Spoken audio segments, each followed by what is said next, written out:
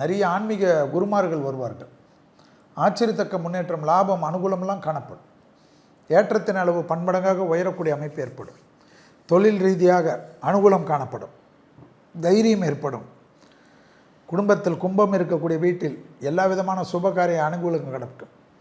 பிள்ளைகளுடைய பழக்க வழக்கத்தில் மட்டும் கொஞ்சம் கோபப்படாமல் அவர்களை அனுசரித்து அவர்களை அரவணைத்துக் கொள்வது நன்மை. பழைய ஏதாவது பிரச்சனை இருந்தாலும் நீங்களாக பேசி, கூடா நட்பு ஆட்களை வைத்து அதை பேச வைக்காமல் நீங்களாக பேசி அதை சுமூகமாக முடித்து கொள்வது கும்பத்துக்கு நன்மை. யாரையும் நம்பாதீங்க. இவர் நல்லா பண்ணுவார், அவர் நல்லா பண்ணுவார், உங்களை கவுத்து விட்டு உங்களை காட்டி கொடுத்து லீகல் காம்ப்ளிகேஷன் வந்துடும். கும்பராசிக்காரங்க ஒரு 3 மாதத்துக்குள்ளே திங்களூர் போயிடணும். சந்திரன் கோயில் 1 கிலோ பசுனை, 50 கிராம் விபூதி, 50 கிராம் நல்லெண்ணெய் கொடுத்து அந்த விபூதி குங்குமத்தை காய வச்சு பெட்ரூமில் எல்லாம் உங்களை சுற்றி வச்சுக்க. ஓகேவா?